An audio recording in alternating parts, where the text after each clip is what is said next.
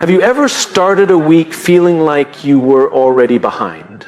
Like Monday hit you in the face before you even got a chance to breathe. Maybe you rolled out of bed, glanced at your phone, and suddenly the day had already begun without you. Texts, emails, meetings, deadlines. The pace doesn't ask for your permission, it just starts running. And unless we choose to step in with intention, we don't run the week, the wheel runs us. But here's the thing, this isn't just about being busy, it's about being aimless. And being aimless isn't relaxing, it's exhausting. People think freedom means the absence of structure.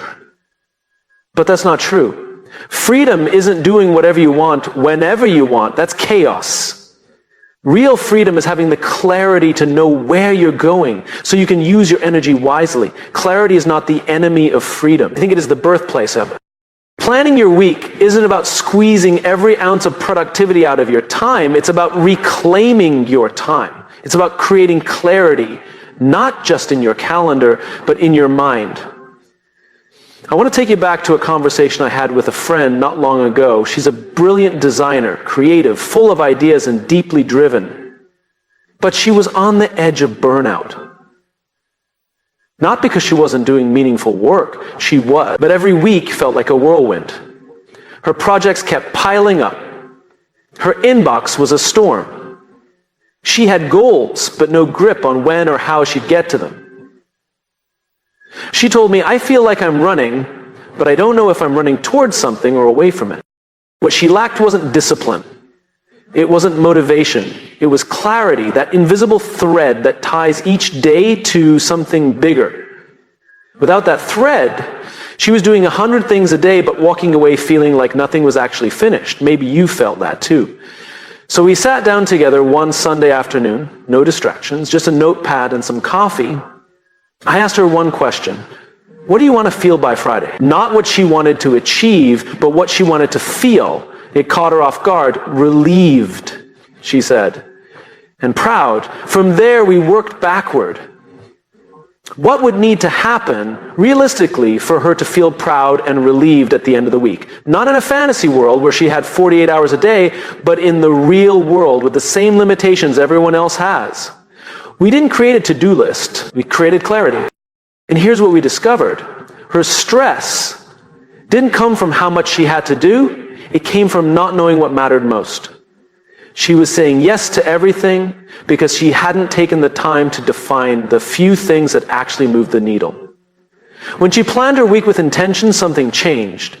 The week didn't get lighter, but she got stronger. The fog lifted. She walked into Monday not bracing for impact, but leading with purpose. That's the power of clarity.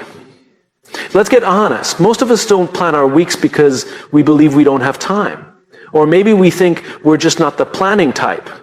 But the irony is this. Not planning doesn't save time, it wastes it. It causes us to circle our priorities like a plane that can't find the runway. We react, we improvise, we put out fires. But we rarely build anything that lasts. Clarity isn't rigid. It's not about micromanaging your life. It's about giving yourself a roadmap so you don't have to keep second-guessing every turn. You still have room for spontaneity, for joy, for rest. But you also have a direction, and direction gives peace. A planned week doesn't mean everything goes perfectly. Life still surprises us. Meetings move, kids get sick, emergencies happen. But when we plan with clarity, we create anchors. Moments and intentions we can return to even when the waves crash in. Without that, we drift. With it, we steer. Think about a symphony. It might seem spontaneous when you hear it live, but behind every note is hours of preparation, structure, and design. The conductor isn't guessing what comes next. They've rehearsed. They know the direction. That's what makes the music flow. Now, weeks can be like that. Fluid, alive, full of movement, but still grounded in structure. When we plan, we take ownership. And ownership is empowering. It reminds us that we are not just passengers in our own lives, we are pilots. And every pilot needs a flight plan. One of the most underrated forms of self-respect is simply sitting down with yourself for 20 minutes at the start of the week and asking, what do I want to create? Who do I want to show up as? What must get done? Not everything. Just the essential things. It's not selfish. It's leadership. The most fulfilled people I know don't necessarily have the most open calendars, but they have the most aligned ones. They plan not to control their time, but to honor it. That's the invitation. Not to become someone who has every second scheduled, but someone who has enough clarity to move through the week with purpose, not panic. Clarity isn't just a productivity tool. It's a mindset, a posture, a commitment to live with your eyes open. You don't have to have it all figured out. You just need to start with why you're planning in the first place. Not to do more, but to be more of who you are meant to be. So don't wait for the chaos to slow down. It won't. Instead, pause, breathe. Open your calendar. Ask yourself what would make this week meaningful. Then build it one block, one intention, one clear step at a time. Because clarity isn't a luxury. It's a choice, and it's one you get to make every single week. Most of us are used to thinking of discipline as punishment. It's what we get when we've done something wrong. It's that cold word teachers use, or the voice of an old coach pushing us to try harder. For many, it doesn't inspire, it intimidates. But discipline isn't about being harsh or rigid. At its best, discipline is a gift, a structure, a promise we keep to ourselves. Because that's really what it is. Discipline is self-trust in action. We often talk about trusting other people. We want to trust our teams, our partners, our leaders. We want people to do what they say they're going to do. But what happens when we turn that lens inward? Can we trust ourselves? Think about it. How many times have we told ourselves we would do something and then didn't follow through? Maybe we said, this week I'm going to get back on track. Or tomorrow I'll finally start. Or this time will be different. But then life got in the way, or we got tired, or we simply didn't feel like it. And without even realizing it, we broke a small promise to ourselves. Now, nobody notices those little breaks at first. The world keeps turning. Our friends don't call us out. No boss gives us a warning, but we notice. Deep down, we feel it. And with every missed commitment, our self-trust erodes just a little more. The good news is this. The process works both ways. Every time we follow through, even in the smallest way, we make a deposit in that trust bank. We remind ourselves that we are reliable, that our word matters, that our actions match our intentions. And that's what weekly planning is really about. It's not just scheduling. It's not about crossing things off a list. It's about showing up for yourself consistently until you start to believe again that your own word is something you can count on. I once worked with someone who was brilliant at inspiring others, but constantly frustrated with himself. He was creative, full of ideas, but his days felt scattered. He told me he always had grand plans on Sunday nights, but by Tuesday he was already off track. Meetings popped up, his energy dipped, and the cycle continued. He wasn't lazy, he wasn't disorganized. What he lacked was rhythm. A steady beat he could count on, a set of decisions made in advance so that every day didn't feel like a brand new negotiation with himself. We talked about creating a very simple weekly planning ritual. Not something overwhelming, just 30 minutes on Sunday night where he would look at the week ahead and ask two questions. What do I need to get done? And when am I going to do it? But there was one more rule. He had to keep the promises he made during that session. Not all of them, not perfectly, but at least 80%. That was the goal. And if something fell off, because life happens, he wasn't allowed to judge himself. He was just required to reschedule it. Not delete it, not forget it, just move it intentionally. Within a month, something shifted. He started speaking differently. There was a calm confidence in his voice. He didn't sound like someone scrambling to stay afloat. He sounded like someone who had taken the wheel. Why? Because he'd rebuilt trust with himself, not through massive breakthroughs, but through simple, consistent discipline. This is the part most people get wrong about discipline. They think it's about effort, willpower, grit. But the truth is, discipline is about design. When you plan your week in advance, you're designing conditions where follow-through becomes more likely. You're reducing the number of decisions you need to make in the moment. You're saying, I've already made the hard choice once. I don't need to make it again. Without that design, everything becomes reactive. We wait for motivation to show up. We let urgency set the agenda. And when we fall short, we beat ourselves up for not being disciplined enough. But motivation is a mood. Discipline is a decision. It's not about feeling like doing the thing. It's about doing the thing because it aligns with who you want to become. There's something powerful that happens when you start planning your week and you actually stick to the plan. You stop chasing confidence, you start earning it. You stop hoping for momentum, you start building it. Not because the week went perfectly, but because you kept the promise to begin. Even more powerful, other people start to notice. Your team sees that when you say you'll do something, it happens. Your family notices that your attention isn't scattered, you're present. The trust you build with yourself spills over into every relationship you touch. And soon, you're not just someone who's planning their week. You're someone who leads by example. Discipline at its core is not a punishment, it's an agreement. You and your future self shaking hands in advance, saying, I've got you. Planning your week is the moment that handshake happens. It's where intention meets action. And like all forms of trust, it doesn't build instantly. It builds brick by brick, 1 week at a time. Some weeks will go sideways. Some plans will fall apart. That's okay. The goal isn't perfection. The goal is to return to the rhythm, because each time you do, you strengthen the foundation. If you've ever felt like you can't quite rely on yourself, like your follow-through doesn't match your ambition, know this: you're not broken. You're just missing the structure that lets you show up fully. Discipline can feel hard in the moment, but the lack of it is harder in the long run because it erodes the most important relationship you have, the one with yourself.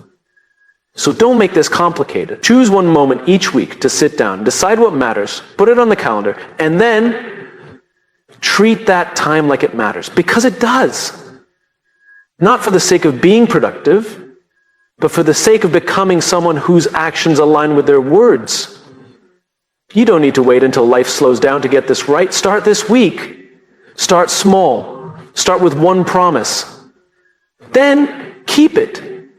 Because discipline isn't a burden, it's a bridge between who you are now and who you're capable of becoming. Every day we are surrounded by noise. Emails flood in, notifications buzz, messages pop up, meetings stack one after another. And every one of these things carries a sense of urgency. They tell us they need us now, they push to the front of the line, they demand our attention, they scream. But importance, real importance, is quiet.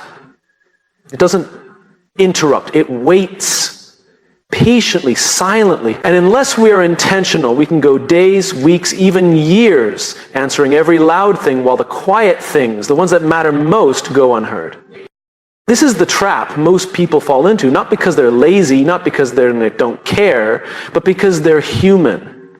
We are wired to respond to urgency. There's adrenaline in it. There's clarity in a crisis. There's an addictive sense of momentum when we're checking off tasks, responding to messages, rushing from one thing to the next. It feels productive. It feels like progress. But is it really? Have you ever had a day where you were busy from sunrise to sunset, moving, reacting, answering, doing, and yet when your head finally hit the pillow, you felt like nothing truly meaningful happened? Like you ran all day but didn't move forward. That's what happens when we let urgency run the show. We spend our energy on what's screaming, not on what's speaking softly. And that's why planning your week matters. Because if you don't take time in advance to define what's important, urgency will decide for you.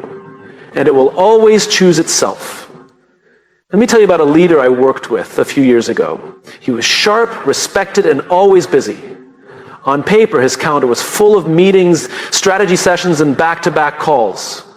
But he confided in me that he felt empty. Not burnt out exactly, just disconnected. He said, I'm doing everything I'm supposed to do, but I'm not sure I'm doing what I'm meant to do.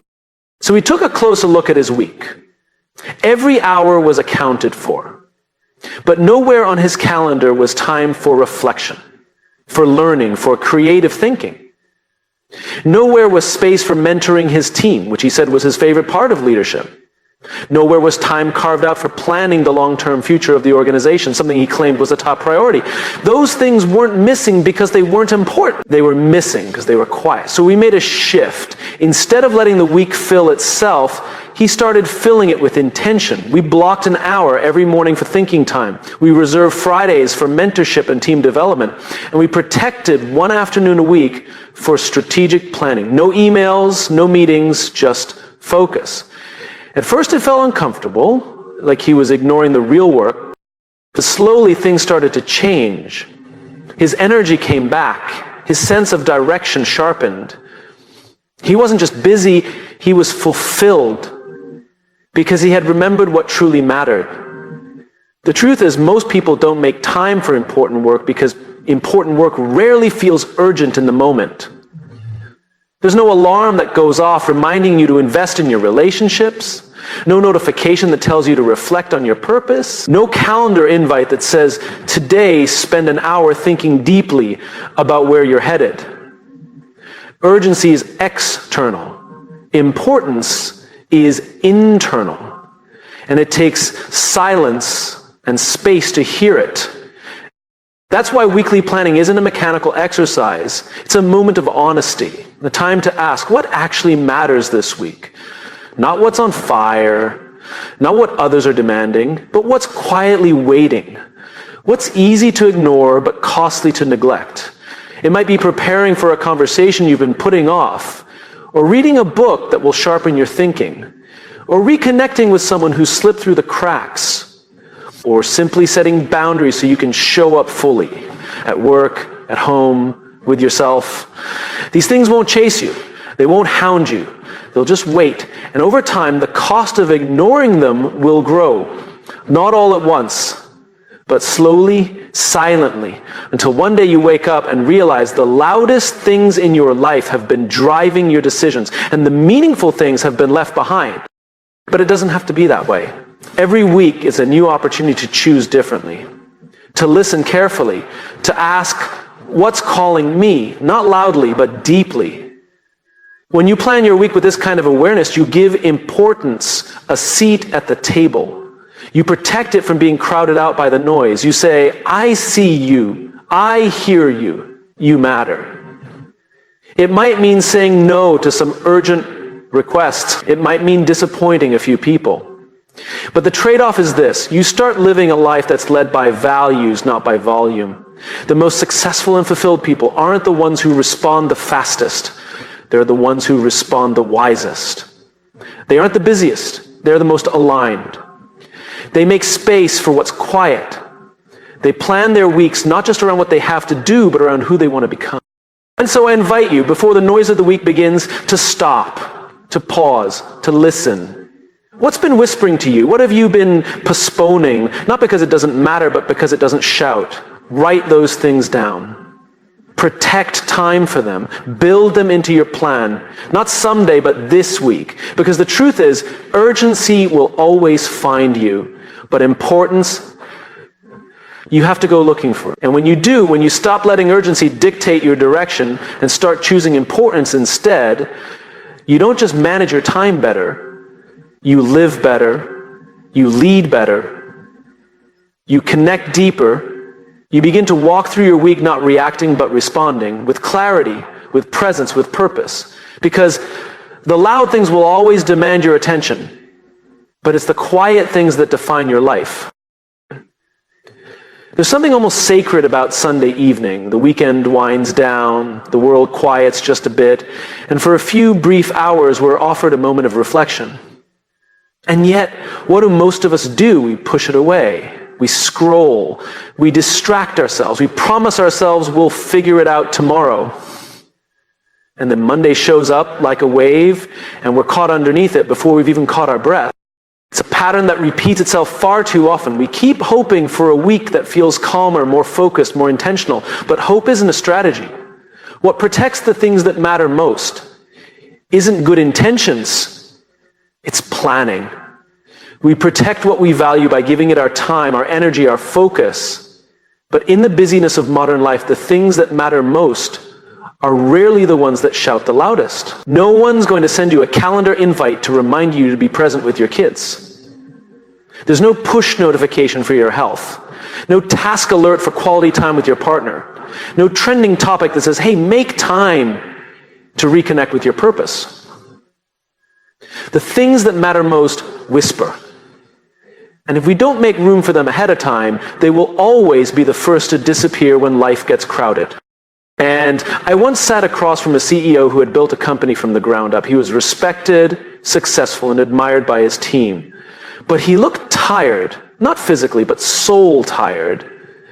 He said to me, I don't feel like I'm losing control. I feel like I'm losing contact with my family, with myself, with what this was all supposed to mean.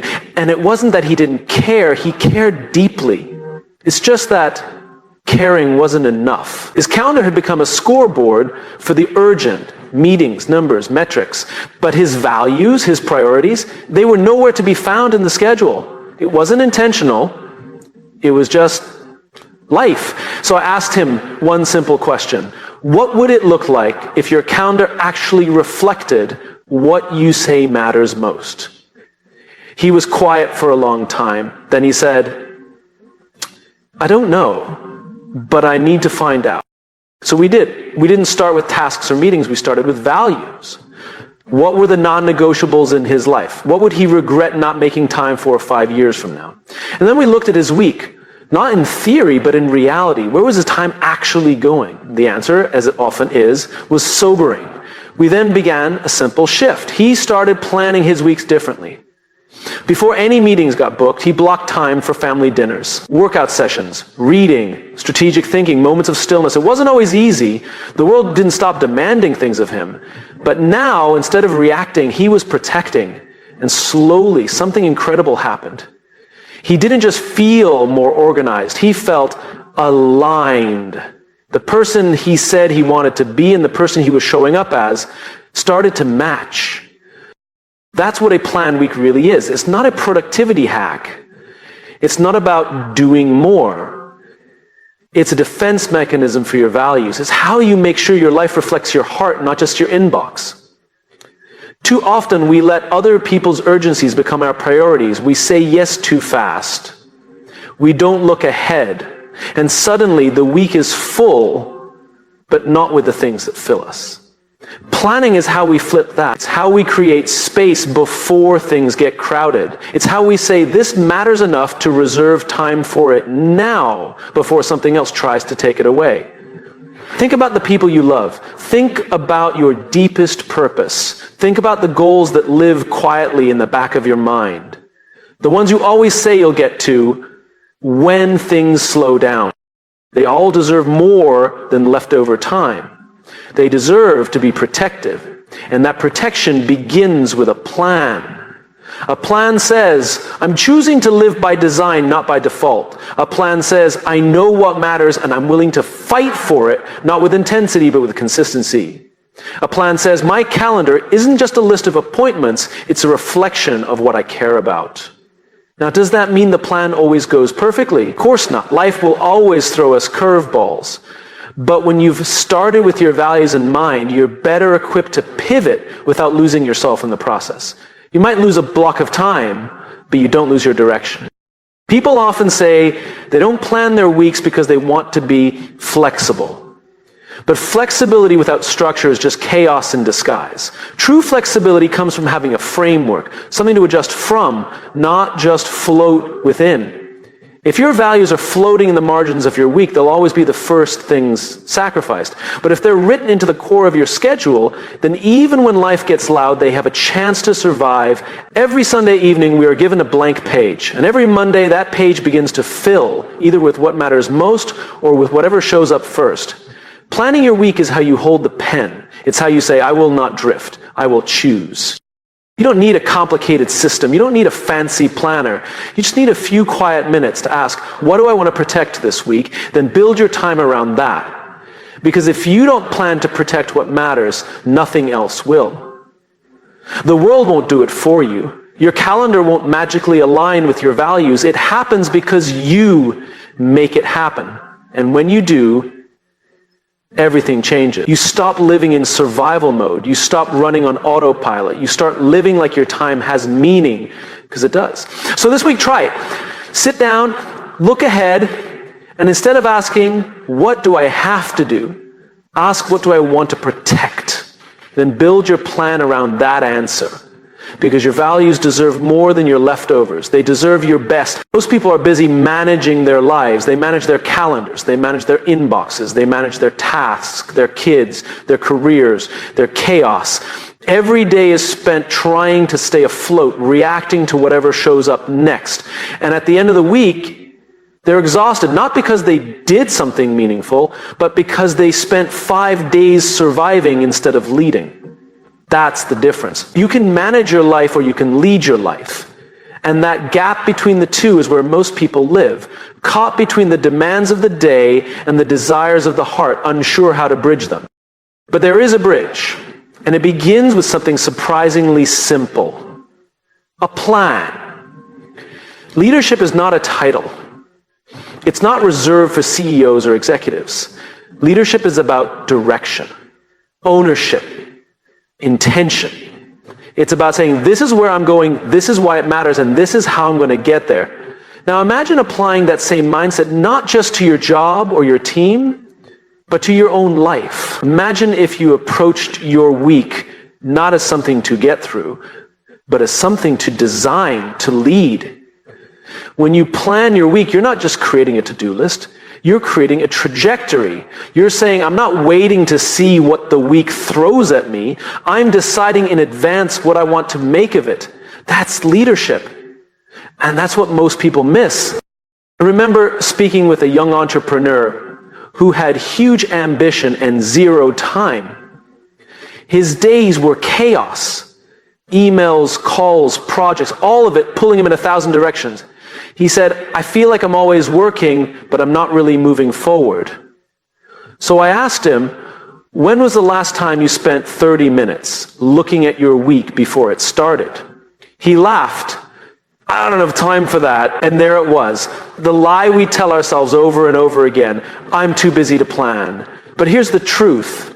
We're not too busy to plan. We're too busy not to. When you don't plan, you live in reaction mode. And when you live in reaction mode, you can't lead. You can only chase. It's easy to get caught in that loop, thinking that productivity means speed, motion, hustle. But leadership doesn't move fast. Leadership moves with clarity.